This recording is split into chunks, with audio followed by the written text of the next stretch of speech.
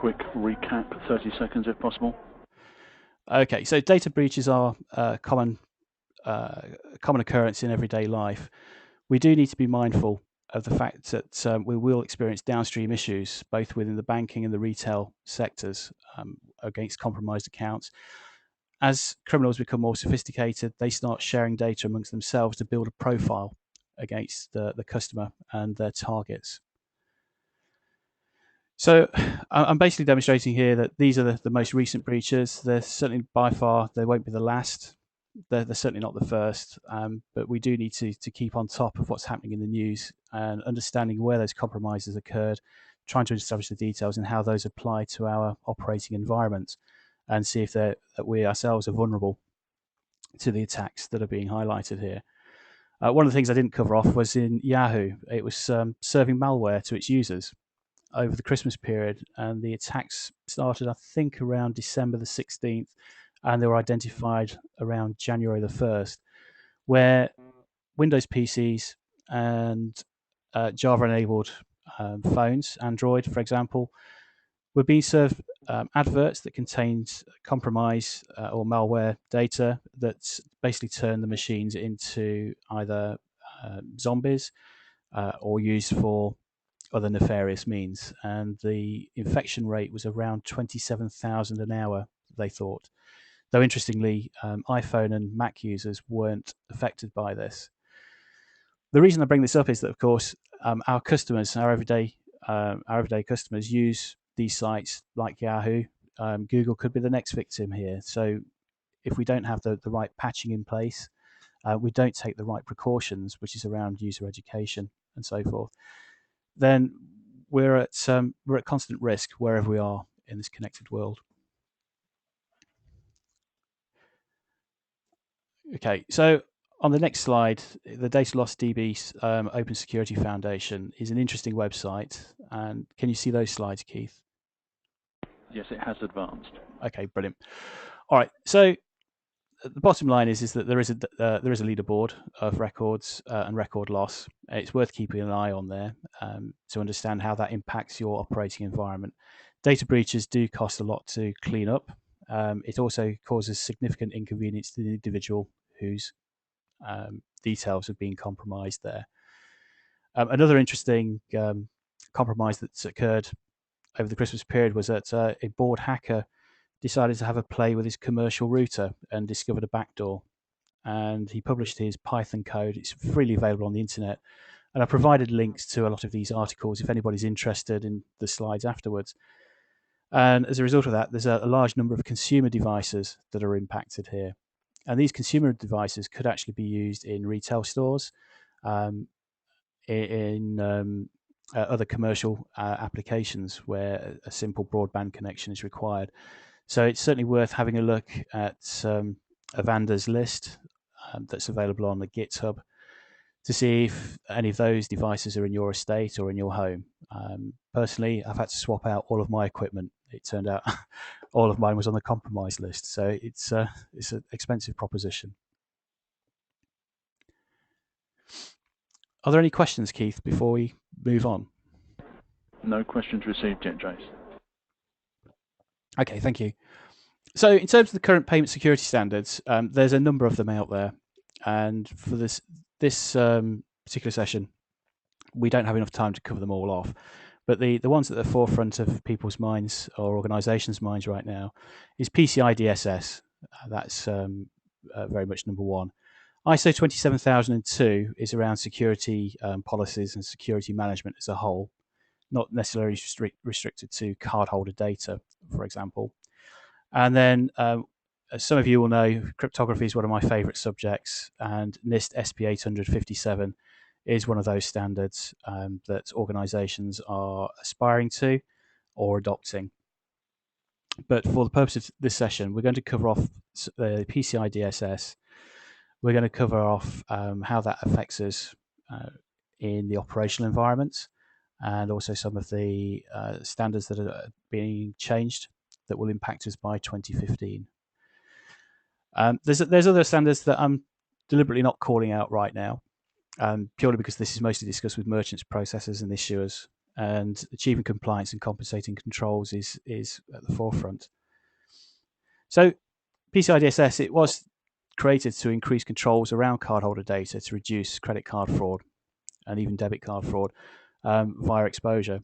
Validation of compliance is done annually, usually by an external qualified security assessor or a QSA, that creates a report on compliance. But there are, of course, exceptions to that. And the report of compliance is for organisations that are handling large volumes of transactions. For those that are handling smaller volumes of transactions, it's a SAQ or SAQ, self-assessment questionnaire. So one of the things we have to be careful of is when we deal with an organisation that claims to be PCI-DSS compliant, we have to understand the level of compliance that they've been signed off against. So was it self-assessment because they're doing 20,000 transactions a year or under 1 million transactions a year? Or have they gone through the full QSA approach or with their own internal audit and looked at the controls and compensating controls? And PCI-DSS was formed from 5 different programs that was rolled into a single standard. So this covered off the Visa Card Information Security Program, the MasterCard Site Data Protection, American Express's Data Security Operating Policy, Discover for their information and compliance, and JCB, Data Security Program. So some of the biggest schemes have all had input into this as they're all trying to get to one common goal, which is to try and protect cardholder data, to get organizations, to get retailers to protect that data and put the appropriate controls in place. So the Payments Card Industry Standards Council was formed on the 15th of December 2004 for anybody who was interested. And these companies aligned their individual policies and released the Payment Card Industry Data Security Standard in 2006. 1.1 was released in 2006 and provided clarification to minor revisions from 1.0. October 2008, it was 1.2. July 2009, 1.21. Again, these are minor corrections and clarifications. October 2010, which is what we're all assessed against, is version 2. And in November last year, 2013, version 3 was released. And that's now used for assessments. There's some controls which we'll cover off further in the presentation, which will be enforced in 2015, but at the moment they are what we aspire to. And the thing to remember about PCI, it's the minimum standard required. So people should be, or organizations should be targeting to exceed those standards. So this is the very bare minimum. Okay. So in terms of PCI-DSS, who's in scope? And that's any entity that stores, processes, or transmits cardholder information is in scope for PCI-DSS assessment. And this also extends to third-party suppliers. And by that, we mean merchants, processors, issuers and acquirers, and service providers. And this is where it gets interesting. I know there's a lot of discussion in the industry around the actual banks, around issuers, particularly those that have been well established, as to whether PCI-DSS is in scope for their organizations. PCI-DSS have made that very clear that issuers are in scope. And as a result of that, everybody who's responsible in the transaction chain have to undergo the PCI assessment. So some of the pitfalls of PCI-DSS, which we'll cover off, is around cost and time to implement those controls, common compensating controls. Hard disk encryption is one of the biggest touch points that we have in the security world at the moment.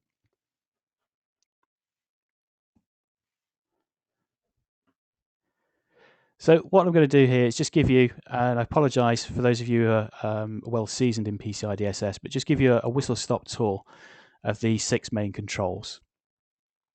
So first off, we have to look at what data is in scope for PCI-DSS, and what we're particularly interested in is PAN, cardholder name, service code, and expiration date. And sensitive data is full track 2, CVV, CAV2, CID, and PIN blocks, for example. And in the first section, we've got build and maintain a secure network and systems. And at a very high level, we're looking at network segregation in your card data environment, or CDE, as it's sometimes referred to reduce the scope and cost of PCI-DSS, implement firewalls, IDS, IPS solutions, limit access, remove unused scripts, drivers, etc. Protecting cardholder data is obviously it's fairly apparent, I would hope, but it's around people, processes, entities that have access to card data as part of their roles and are limited to the right levels of authority. Things to look at are LAM and LAC controls, so logical access management or logical access controls. Identifying toxic combination of access rights. So do you have a user which with the right combination could compromise a lot of cardholder data? It's about having regular reviews to ensure that people have the minimum level of access required to perform their roles. 3.3, 3.4 apply to PAN. If the PAN is stored with a name, then PAN must be rendered unreadable. Now, there's been a lot of discussion around this as to whether that's encrypted, whether that's hashed, or some other method that we use. So if we're storing a name, we have to make sure that the name and the PAN aren't seen in the clear together. But this is where standards fall short of protecting customer data, because we do concentrate our efforts on PAN, PIN, CVV, etc. But invariably, data such as cardholder name, address details are stored in the clear. And what we're seeing is in the payment space is that the cardholder name and address is quite key to some of the social engineering attacks that we see downstream. If we look at the breaches that have occurred, a majority have been able to obtain customer details, the phone numbers, which they've been used for highly sophisticated phishing scams. So they'll call up the customer and say, I'm representing the bank or I'm representing a retailer. We need to verify some details. And more often than not, the general public are unsuspecting and they'll confirm that. So there is a missing part of education and also with organisations with a challenge response with an individual to confirm their identity. They are calling from the real organisation. So what information do they hold that isn't available in the public domain, for example? The next section or next control is maintain a vulnerability management program.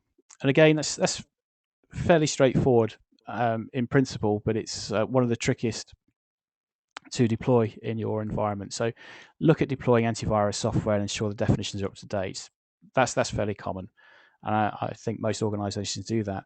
But also to ensure you've got a program in place to detect and react to new threats. So we're talking about the threat landscape changing on a daily basis, checking out the press and the various internet sites that report on these. It's about putting a plan in place under a major attack or a major threat that's occurring that might have an impact to your environment. Also looking at systems that are not traditionally targeted. Policies are known and understood by everybody. Patch programs are in place. And for larger organizations, that's usually easier said than done. Removing unused and manufacturer default accounts. The number of on-site reviews I've done where that hasn't happened.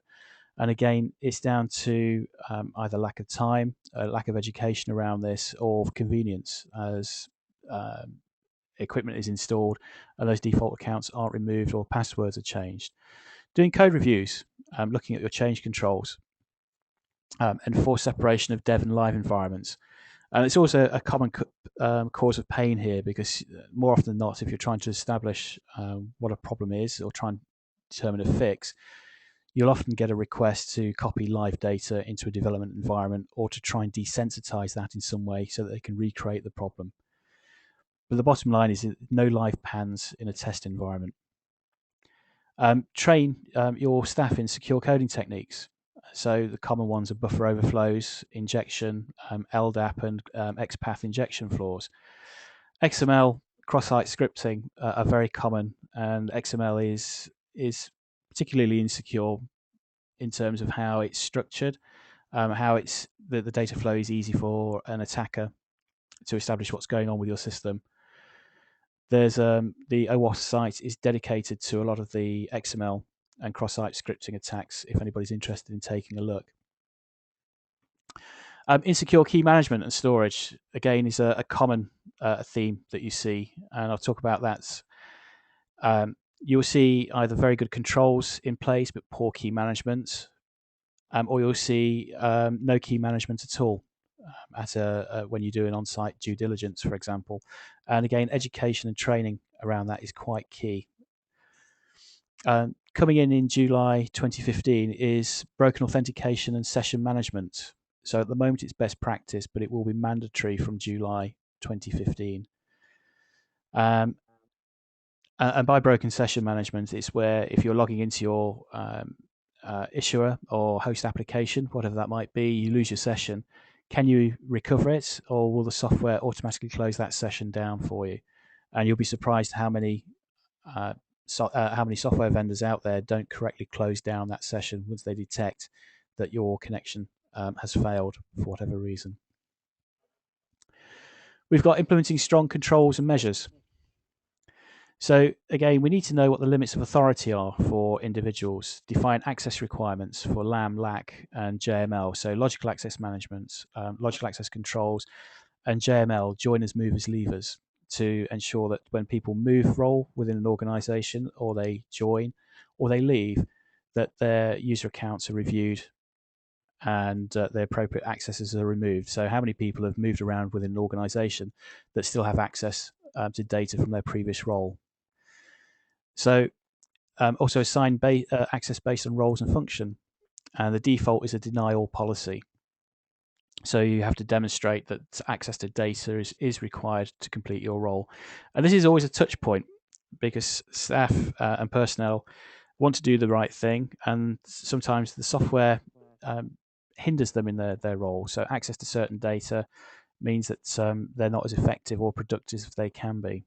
It's always a bit of a balancing act here, but PCI is quite clear. It is a deny all policy around there. Ensure unique user IDs are assigned. And again, this is another touch point for monitoring software. How many institutions have got monitoring transaction that they need to use a shared account or one account to keep those screens open? So there are some gaps that we're seeing there. Session activation limits and timeouts. So 15 minutes is what PCI say.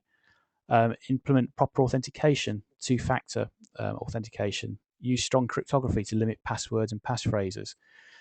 And again, it's very unclear what the use of strong cryptography is in this context, because the number of times I've seen hashing of passwords where it's very easy to recover that data using rainbow tables.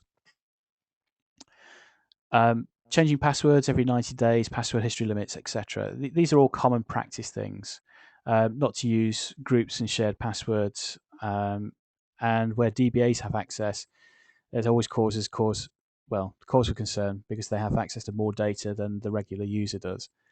So there has to be some sort of element of trust, but also what we can identify in the event of a compromise. So do we have enough data available for forensics? Restricting physical access, use cameras and recording equipment. Restrict access to network jacks, control physical access for visitors and deliveries. Then we're on to regular monitor and test networks. So detect and test for wireless networks that are authorized and unauthorized in your organization. So originally it was no wireless access at all, but obviously in this day and age, people need the flexibility to move. So it's about doing a scan in your organization to check that your official wireless access devices are maintained and they haven't been compromised, but also to make sure that somebody hasn't installed a wireless access point under their desk that's unauthorized, that would gain access, compromising or bypassing your firewall solutions or your IDS solutions. At a minimum, it's running quarterly scans, and after any significant changes to your network and installations, and use approved scanning vendors to complete a network scan, particularly if you're from a large organization. Implement penetration testing methodology, so NIST SP 800-115, which at the moment is best practice, but from July 2015 it will be mandatory. Pen test annually, and that's an internal pen test. Use IDS and IPS to detect intrusions, and implement file integrity monitoring tools. And that's an interesting one, because if we look at the ATM compromise that occurred last year, where the thieves broke in with USB sticks, if proper file integrity monitoring tools were installed on that ATM, I'm fairly confident that that attack would have been picked up quicker than it had at the moment. Maintain an information security policy. So establish and maintain, publish and disseminate a security policy. Implement risk assessment protocols, so Octave, ISO 27005 and NIST SP 800-30. Define policies for usage for critical technologies, remote access, tablets, bring your own device, which is causing, again, a lot of discussion in the security space. Acceptable use policies, disconnection of sessions, and prohibit copying of data when on remote systems. So using things like a Bastion host or Citrix farm, for example. There's always pros and cons to this, but typically it's about ring fencing your data. It's about protecting it and making sure that if it is going to be compromised, that it's limited and it can be identified to an individual or individuals. To regularly monitor and analyze your security alerts and administer accounts, and also ensure that staff acknowledge policies. So these are all common sense things that PCI cover off, but they can be very time consuming, particularly for large organizations to implement. So Keith, before I move on, is there any questions? No questions have been submitted, but I have a question, which is, given the facts and figures you've just been describing, which are quite mind-boggling, I wonder whether the professional fraud community might assume that tier 1 organisations who allegedly have more budget and more resource available are perhaps less prone to this type of attack because they'll be more vigilant, which of course on the other hand means that tier 2 and tier 3 organisations are perhaps at greater risk, are more vulnerable. Now, is there any evidence to confirm that, or are tier 1 organisations equally as vulnerable because the riches are that much greater if you are successful? Yeah, that's a good question, Keith. So if we have a look at OWASP and the data loss database leaderboards there for that, data loss can occur anywhere. So everybody is vulnerable to this. Obviously, the criminal gangs will target the readily available access points. And what we're seeing is a trend at the moment for merchants and retailers to be attacked because it's got a wealth of information and data that's available. We're seeing equally attacks on within the banking community or within the financial sector, but typically the controls in place are usually to a higher standard.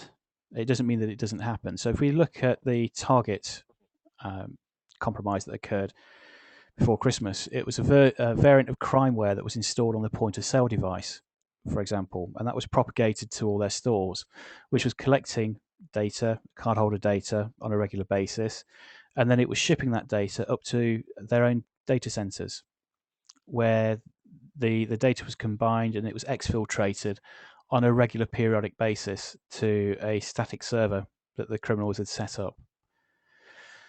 So the criminals themselves will look at the path of least resistance. What's the easiest access point? So it's easier to get into a store to swap out equipment, but at the same time, we can see that criminals are targeting financial institutions. So reports in the press of people have recently gone to prison for infiltrating a bank to swap out keyboards to put GPRS mobile phones to transmit data, etc.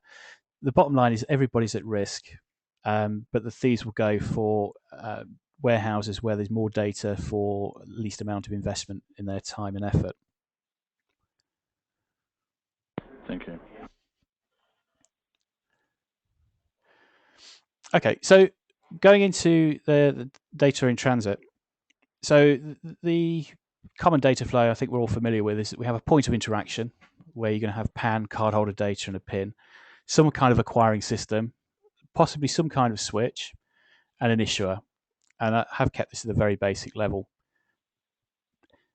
And one of the things in PCI is that you have to review the transaction data from the first point of interaction and ensure that you fully understand and that you've documented those flows to that environment. And by that, it's about what happens when the cardholder makes the transaction at the merchant or at the retailer. how is the data protected? So are we using protocols like IPsec, for example? Are we still using old X25 protocols? Are we encrypting the data from that point onwards, or only some of those fields?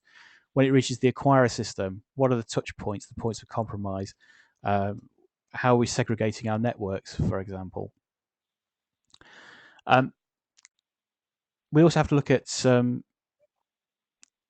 comms, so third-party suppliers, for example. So if your networks company that are handling your data for you, is it encrypted as it traverses their network? If it is, and they can't see PAN data or any cardholder data, then they could most likely be descoped. But if there's clear data traversing their networks, then obviously that has to be assessed and captured onto your risk log around this and dealt with accordingly. So you have to ensure that you capture all your relevant points. So networks, telecoms, firewalls, applications, diagnostic tools. And that's a common one. So if there's a problem with a network, for example, could a network engineer start farming off all cardholder details from a particular large merchant or a retailer? Memory. This is another common one. So this is down to secure coding techniques. And what we're seeing also with the target breach was that the memory on the point of sale device was also being scanned for cardholder data. So correct, secure, defensive coding techniques weren't implied or applied in those scenarios. And also other hardware that you might have. So it's documenting, it's literally documenting and mapping all your transaction touch points and ensure they're regularly up to date. So when you make changes in your environment, you implement new strategic solutions or new incentives to make sure that the documentation is re-reviewed and that is available and it's well understood by everybody in your organization.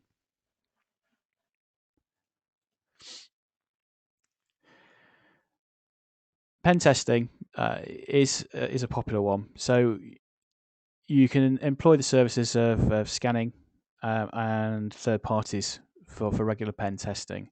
And it's always a bit of a balance between your sensitive data and your vulnerabilities. And one of those most vulnerable is your point of interaction. It's where the cardholder gets to use their card to make a purchase or some kind of transaction, whether it's directly in a store or it's over the internet. And from there, you have to make sure that there's regular patch and maintenance programs in place. But how do you do that for the end user, for somebody who's making that purchase on the internet?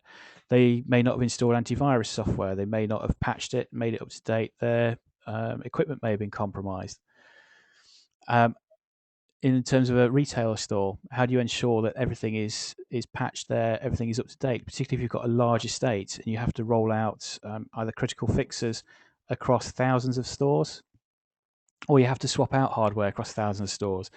You'll have a period where you're vulnerable to whatever attack that might be. On-site reviews and due diligence, again, more often than not, looking at the transaction chain. Number of retailers and merchants that think they're out of scope for this because they don't do enough transactional volume are shocked to find out that yes, they are, which has caused some knock-on effect to some retailers in that they've decided not to take transactions or internet payments. So if a smaller retailer is only doing £8,000 a year in trade over the internet, for example, they found that putting in the controls to be PCI compliant, their business case hasn't stacked up at all. Again, it's reiterating, keeping up to date and understand the latest threat landscapes and the current security trends. I can't emphasize this enough. It really is just literally keeping a finger on the pulse of what's happening out there. And fraud detection. So I think one of the questions that was asked was around mobile POS. How can you stop an employee wandering out of the store with the device itself or sitting in the staff room issuing refunds on their credit card? And the bottom line is, at the moment, the devices aren't geared to have any kind of tethering other than to their base station. You have to implement additional controls. So either in the store with store detectives, with fraud detective measures that are on your acquiring system.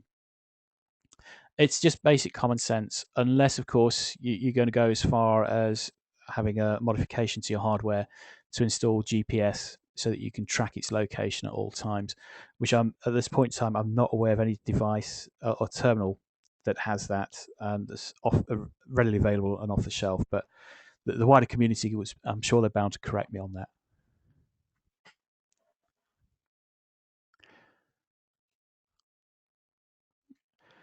Okay, any questions, Keith?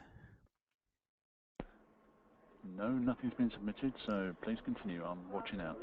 Okay, so storage and retrieval of data is a very contentious issue in this space. So PCI is asking for encryption of data at rest.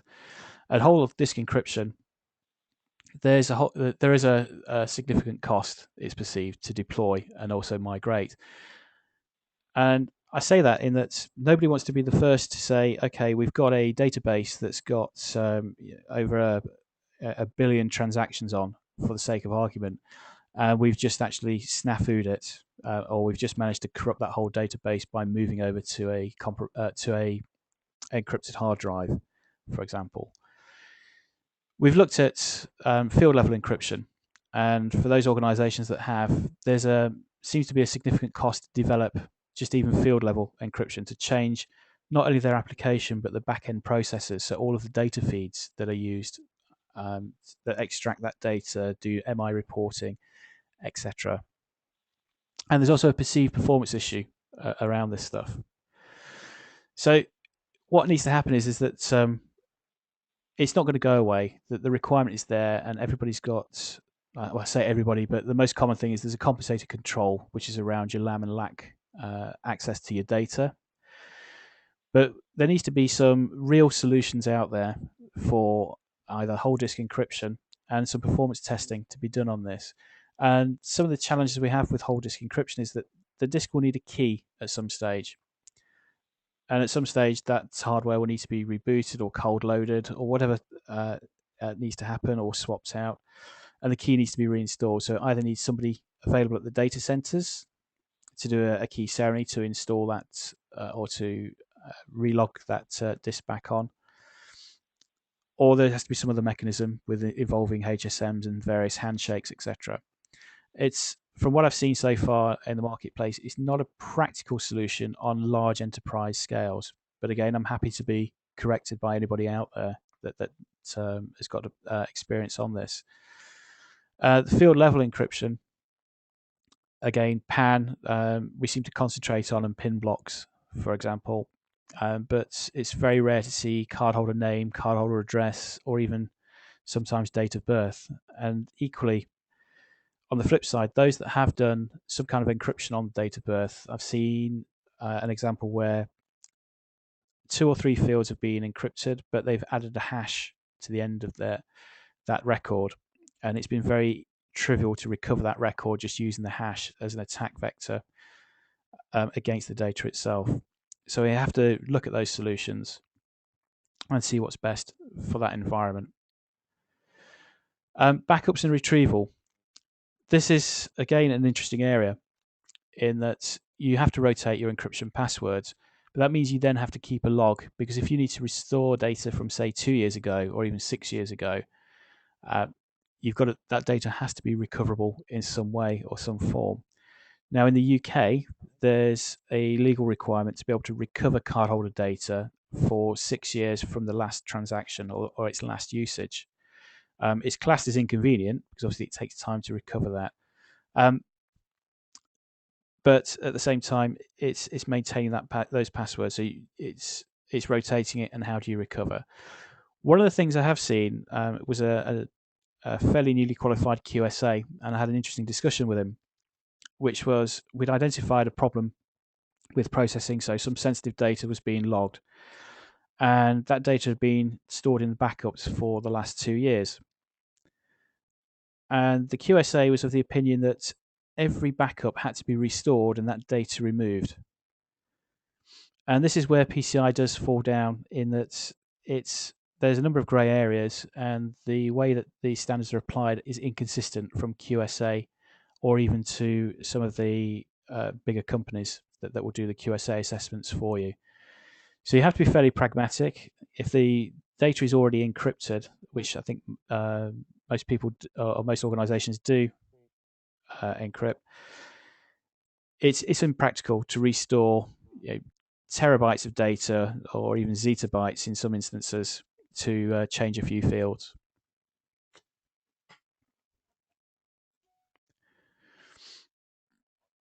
Okay, so some of the strengths and weaknesses of PCI-DSS, as I've mentioned before, it is the minimum standard of security. So just because you've got PCI compliance, it means that you've just met or you were tested at to meet the minimum standard. There doesn't seem to be any recognition that any organisation has gone over and above those standards. Obviously, there's the ROC, the report of compliance, if you're going through the formal route. But as I said, it is the minimum standard. There's different levels of PCI DSS for merchant certification. So you've got level 1, which is the full annual report on compliance, or the ROC, and that is completed by the qualified security assessor. And you've got quarterly network scans approved by the approved scan vendor, attestation of compliance form. Level 2 merchants are processing between 1 and 6 million Visa transactions annually through all channels. And that's an annual self-assessment questionnaire, or a SAQ. But again, what's common across the board is everyone has to have a quarterly network scan and attestation of compliance form.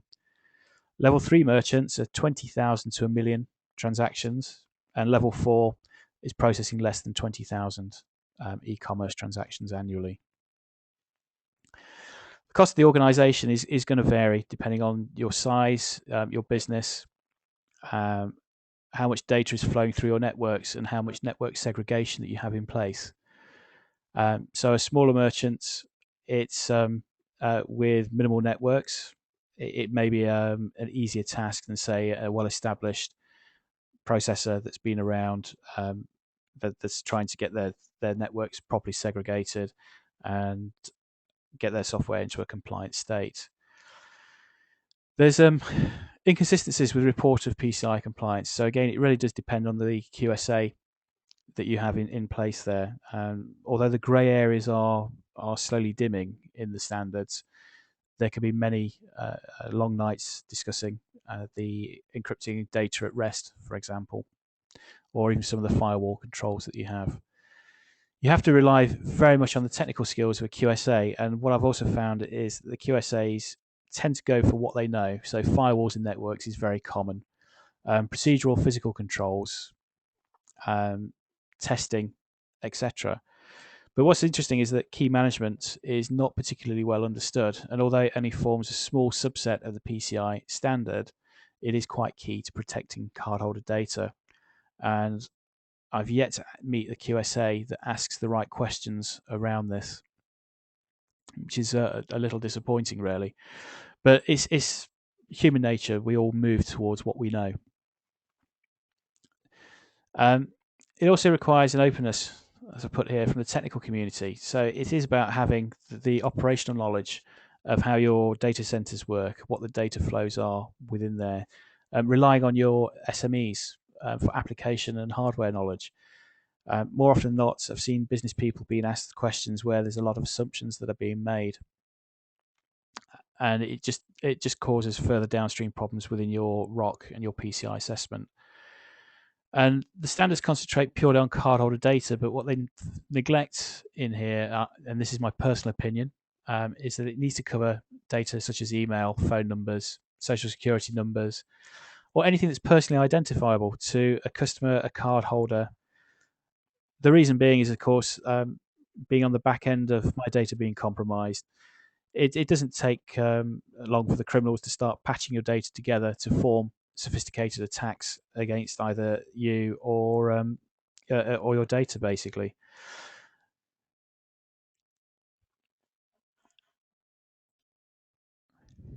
In terms of standards adoption, the experience to date is that there's varying levels of investment in terms of how well the data is segregated, how much data is flowing through the networks. There's a lot of change going on, certainly within the financial sector, as new startups are appearing, and they're going at pace compared to some of the well-established older boys here.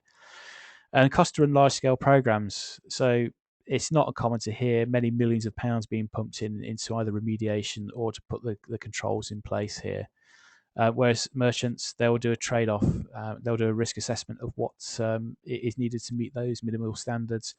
And self-certification is something I'm wary of, having gone out to various sites and seen some of the self-assessment questionnaires where either the tests themselves have not been well understood, or the merchants themselves have just answered yes to everything in the hope that the problem will just go away.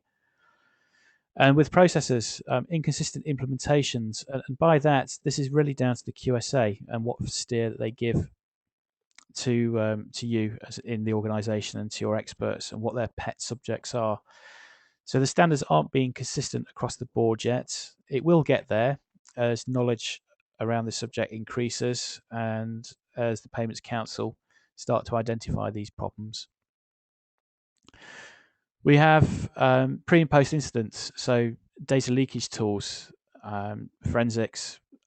It's really relevant to the amount of data that you're processing in your environment. So data leakage tools are particularly useful if employees are emailing out cardholder data, for example, or even sending cardholder data in Excel files or in clear files around your network.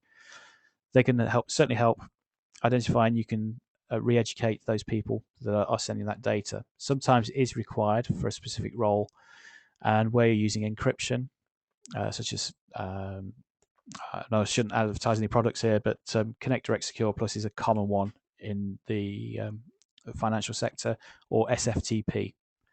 Data leakage makes it very difficult to detect once the data has been encrypted. And also look at the quantity of data. So how much are you shipping? So is it 1 or 2 records? Or are you shipping a million records? So look at what controls that you can put around that. The common one is obviously a compensated control around encryption of data. And this, as I said, is a bone of contention with everybody. So PCI is saying, look, everybody, you've had since 2006 to get your data encrypted. We've said this many times. It needs to be done. And each year, organizations have looked at it, and there's a risk associated with it. There's a cost to it. And as a result of that, this is the most common compensating control. So where we're going to go with it, I can't predict the future.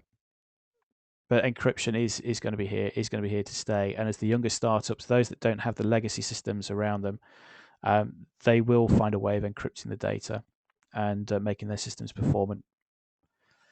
Applications themselves, so it's variant on how they've implemented maskings of PAN.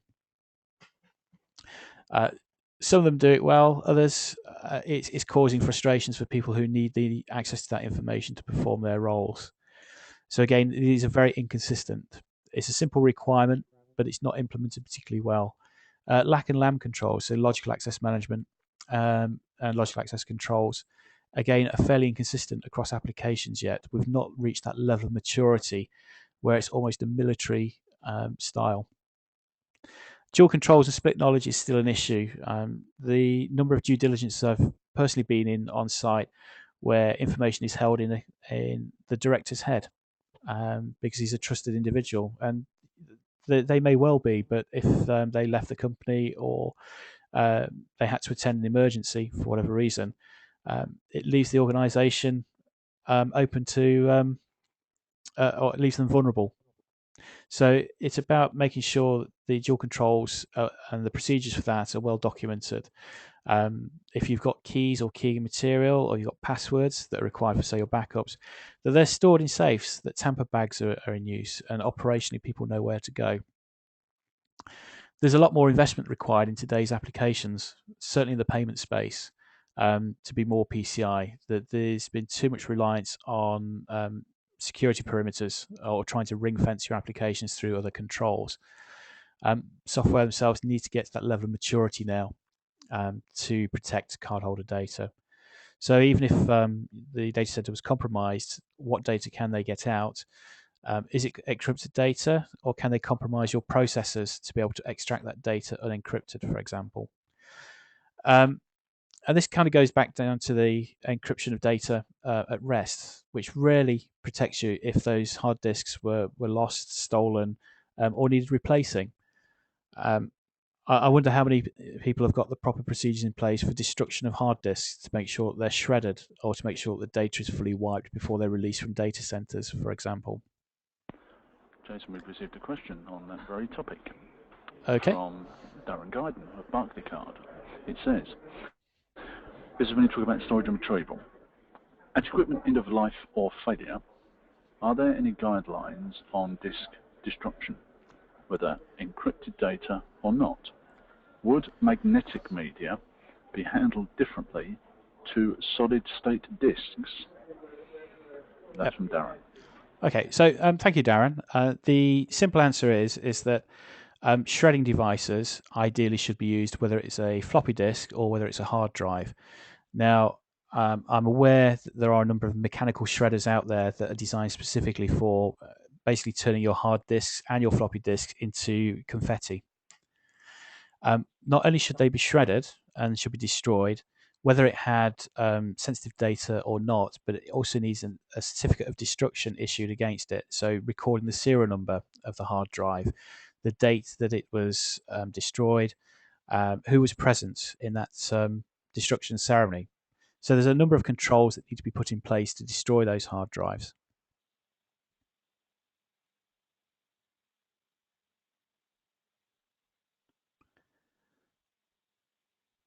Hopefully that's answered that. Is there any follow-up to that, Keith? No, that's the only question at the moment. No. Okay. So in terms of the standards implementation, how are the standards assessed? And this was a question that was asked a few weeks ago, and it's about what new standards are. And unfortunately, it's how long is a piece of string, because the standards are iterative. So each release, it tries to improve and close down some of the grey areas or some of the many discussions that we have with QSAs, for example. It's also dependent on costs, and it varies on initiative. I mean, it's a very easy thing to say, but I'll give you an example. There was an initiative where there was a manual process performed for a security function, which was to exchange some keys. And that might have cost the organisation £10,000 to £20,000 a year to complete that activity. They were looking at automation of that to make it a more secure process. And some of the larger financial institutions came back to say to implement something as simple as automated key sharing was an order of magnitude of £1 million. So clearly there was no business case for that. And it also depends on the maturity of the organisation itself. So again, as the standards come along, some organisations are ahead of the PCI-DSS curve and others are still playing catch up, whilst others are still at the minimum standards that are required. And the adoption timeframes do really depend on the card data environment themselves. So again, a lot of the legacy environments may have 100 applications that hang off the back of the card data environment itself, doing MI reporting or doing extracting, MI, etc., etc. So again, it is a very open question. It's how complex your environment is, how large, what quantity of data that you do have. Reports and compliance and compensating controls, again, you do need to pay very much attention to what's in the ROC. So when that's requested, there may be some compensating controls in there that that you have to make sure that they are still meeting. The important thing is when the ROC is issued, it's at that point in time. So once the assessment is gone, there's nothing to stop you from reducing your security posture, for example. I'm not suggesting anybody would, but they say at this point in time, this is what we assessed. And the feedback is back through QSAs, back to the Standards Council. And as I said, each year, there's less tolerance on the same compensating controls, and hard disk encryption is one of them.